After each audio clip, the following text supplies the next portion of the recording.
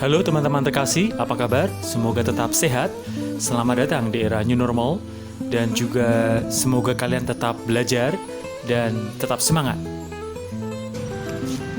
Judul kuliah kita kali ini adalah kesombongan. Analisis demi kelahiran kembali manusia dan bangsa yang lebih baik.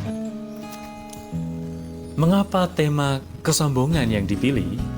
Ya kita tahu karena kesombongan itu akar dari kehancuran. Baik kehancuran dari manusia, agama, suku, ras, bangsa, juga bahasa adalah kesombongan. Ketika kuliah S2 dulu di Unika Sugio Pranoto, jurusan psikologi, saya sempat meneliti perilaku manusia. Ya, dan salah satu kasus yang menarik untuk saya teliti adalah perilaku kesombongan. Mengapa menarik? Karena tidak ada manusia yang tidak sombong.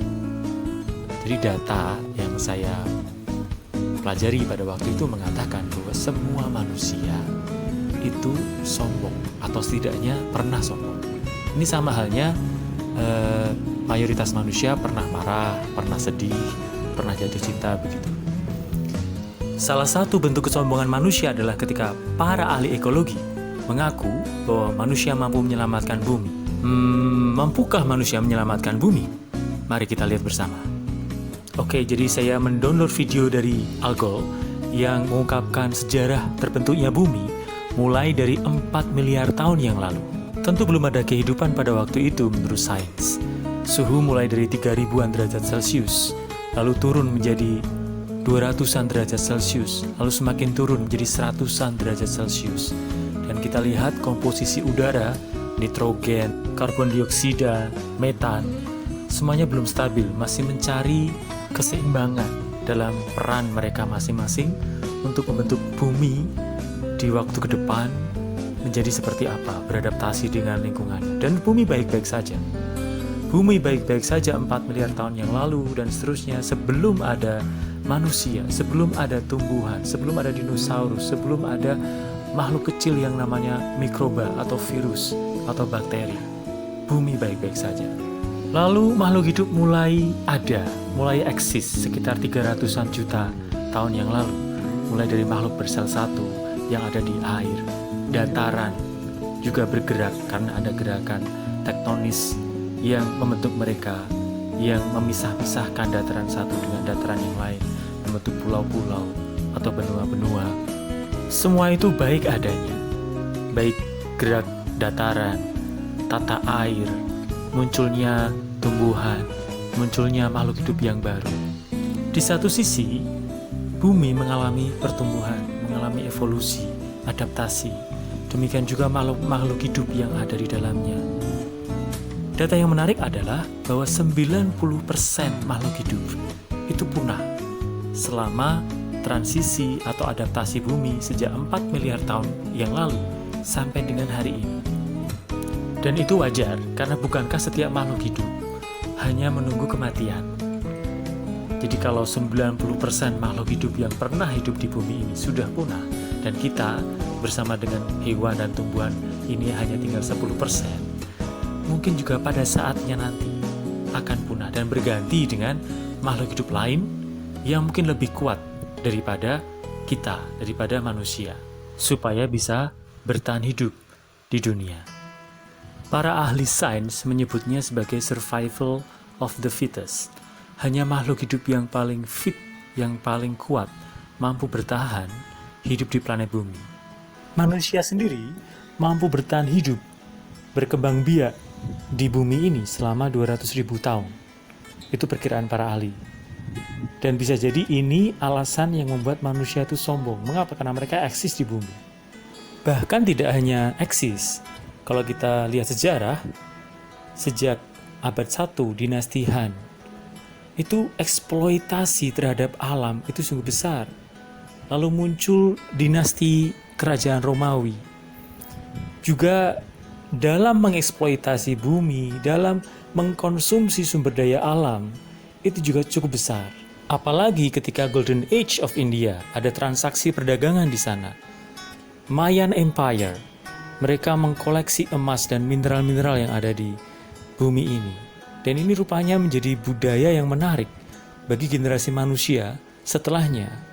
Manusia berlomba-lomba untuk mengeksploitasi alam, tidak hanya mengeksploitasi alam yang ada di bawah bumi, alam yang di atas bumi juga mereka eksploitasi, termasuk mengeksploitasi manusia sendiri. Penaklukan Viking, perdagangan Trans-Sahara, ini jual beli budak yang didapat dari musuh perang. Tradisi jual beli budak sesama saudaranya manusia juga masih ada di Crusades atau perang salib. Siapa menang akan sombong, siapa kalah direndahkan. Itu hukum perang. Peristiwa Black Death di abad 14 seolah mengingatkan bahwa manusia sesombong apapun dia makhluk yang rentan. Tapi sejarah membuktikan manusia itu makhluk keras kepala. Mereka selalu merasa dirinya lebih tinggi daripada makhluk yang lain. Bahkan mereka mengklaim dirinya sebagai penguasa bumi.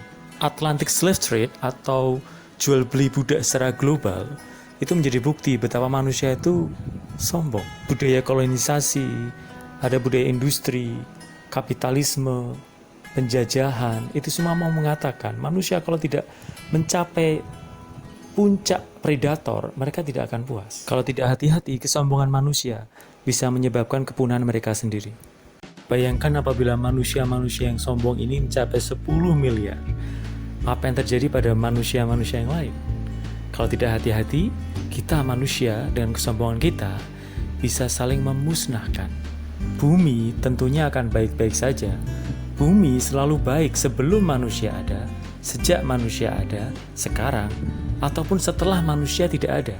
Bumi akan baik-baik saja. Yang jadi masalah adalah manusia. Bumi selama ini sudah menyelamatkan manusia, tapi bisakah manusia menyelamatkan dirinya sendiri? Tentu kita berharap bahwa manusia menjadi tidak sombong dan rendah hati. Tetapi masalahnya, karena data yang saya temukan mengatakan bahwa manusia itu sombong berkali-kali. Jadi tidak hanya sekali, dua kali, itu bisa berkali-kali. Ketika masa balita, mereka ada kesombongan tersendiri. Ketika masa anak-anak, ketika masa remaja, ketika masa dewasa pun, bahkan sampai tua, manusia itu bisa sombong berkali-kali. Padahal, di sisi lain, kita semua pernah dididik bahwa manusia sombong itu pasti jatuh. Namun demikian, toh, ternyata semua informasi tersebut tidak menyadarkan semua manusia untuk tidak sombong. Nah, kita bisa bayangkan kalau manusia itu sombong berkali-kali, meskipun diberitahu, dididik supaya tidak sombong, mereka tetap sombong berkali-kali. Akibatnya mereka akan jatuh berkali-kali.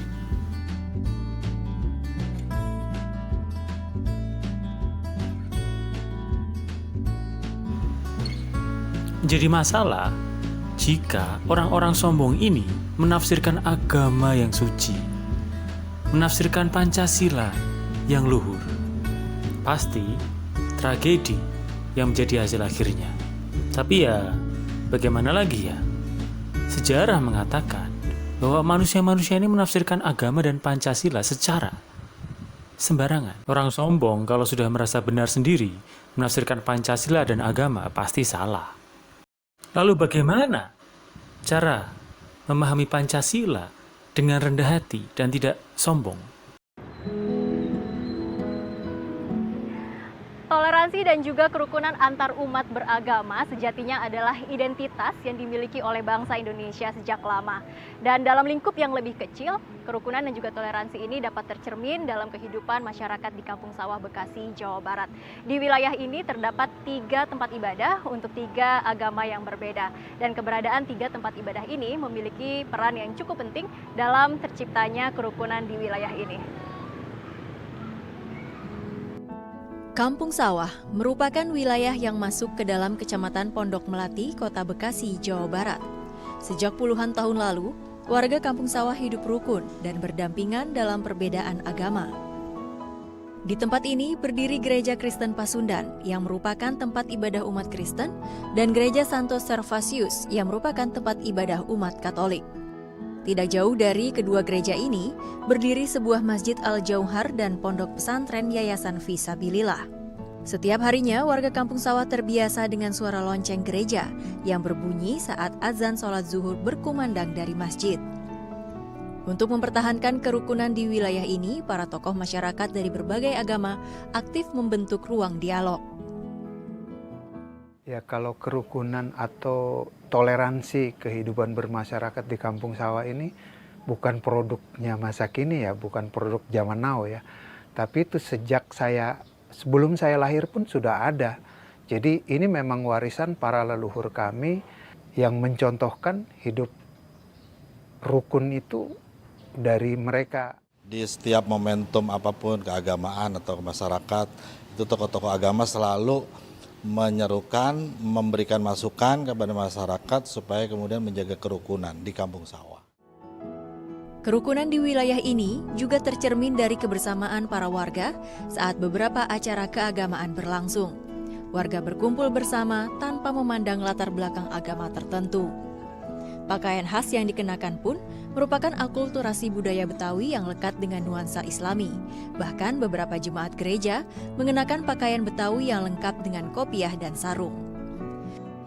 Rasa persaudaraan antar warga yang kuat juga mampu menjauhkan warga dari perpecahan akibat berbagai isu agama yang kerap hadir di Indonesia. Kerukunan dapat tercipta pertama kita saling menghormati dan menghargai. Jadi tidak ada masalah antara umat beragama di sini. Jadi, kita memang diajarkan dari orang tua kita dan nenek kakek kita untuk saling rukun karena kita semua bersaudara. Salah satu tugas yang kini harus diselesaikan oleh warga Kampung Sawah adalah meneruskan prinsip-prinsip toleransi dan kerukunan kepada generasi muda agar kerukunan tetap hidup dalam kehidupan masyarakat Kampung Sawah. Kerukunan dan juga toleransi di Kampung Sawah ini hendaknya terus dilestarikan agar bisa menjadi contoh bagi daerah lain yang ada di Indonesia. Dan seperti inilah seharusnya Indonesia, di mana warganya bisa saling menghormati tanpa harus memandang latar belakang agama tertentu. Laura Elvina, Agestino, DAI TV. Presiden Soekarno merupakan salah satu kepala negara yang pernah diberi kesempatan untuk menyampaikan pidato di hadapan anggota Kongres Amerika Serikat pada 17 Mei 1956. Dalam pidato berbahasa Inggris tersebut, Presiden Soekarno memaparkan konsep Pancasila sebagai pedoman hidup bangsa Indonesia. Pancasila merupakan perwujudan dari nilai-nilai kehidupan yang meliputi ketuhanan, kemanusiaan, nasionalisme, demokrasi, dan keadilan sosial. And proclaimed our independence in August 45, we attached as preamble to our constitution the Pancasila. Panca means five, Sila means principle. The Pancasila, the five guiding principles of our national life. Perhaps you know already what our Pancasila is. It gives us the five principles of our state. These are, first, believe in God.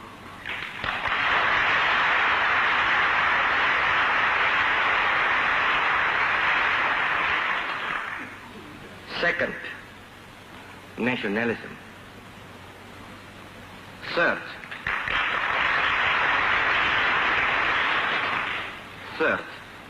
humanity.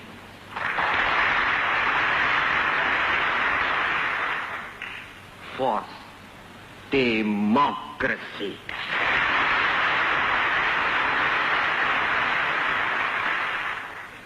Fifth, social justice. Orang sombong yang merasa benar sendiri susah memahami Pancasila. Orang sombong kiranya susah juga bertoleransi kepada sesama. Susah juga menghargai orang lain yang berbeda agamanya. Nah, sekarang giliran kalian, mahasiswa, untuk menjawab pertanyaan-pertanyaan yang saya sediakan untuk kalian. Ada 3 pertanyaan yang harus kalian jawab. Silakan, semangat. Nah, oleh karena itu, silahkan mahasiswa menjawab pertanyaan berikut. Bagi mahasiswa Prodi Pajak dan Akuntansi sore, mata kuliah Pancasila, ada 3 pertanyaan yang harus Anda jawab. 1. Menurut ideologi Pancasila, bagaimana cara kita menjaga relasi dengan sesama, meskipun berbeda suku, agama, ras, golongan, supaya relasi kita itu tetap harmonis dan maju sejahtera bersama-sama. Apalagi sekarang lagi krisis ya. Semoga jawaban Anda bisa menjadi salah satu pilihan solusi. 2. Apa yang dimaksud dengan kapitalisme, individualisme, konsumerisme, hedonisme? Apakah Anda setuju dengan ideologi tersebut? Jika setuju atau tidak setuju, silahkan katakan alasannya mengapa demikian. 3. Di masa krisis ekonomi ini, apakah saran dari ideologi Pancasila yang Anda pelajari agar sistem kesejahteraan bangsa dapat membaik?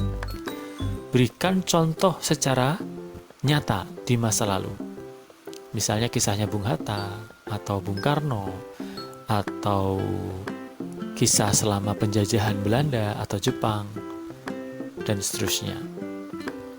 Baik, bagi mahasiswa Prodi DKV, Teknik Sipil, Teknologi Pertanian, Sastra Inggris, RIL, yang belajar mata kuliah agama atau religiositas, ada 3 pertanyaan yang perlu Anda jawab.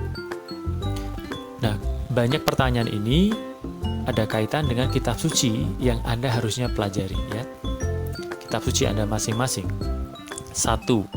Menurut ideologi agama dan keyakinan Anda, bagaimana cara kita menjaga relasi dengan sesama, meskipun berbeda suku, agama, ras, golongan, supaya harmonis dan maju sejahtera bersama? Silahkan berikan kutipan kitab sucinya. 2. Apa yang dimaksud dengan kapitalisme, individualisme, konsumerisme, hedonisme? Apakah agama Anda setuju dengan ideologi tersebut? Berikan juga kutipan kitab suci terkait.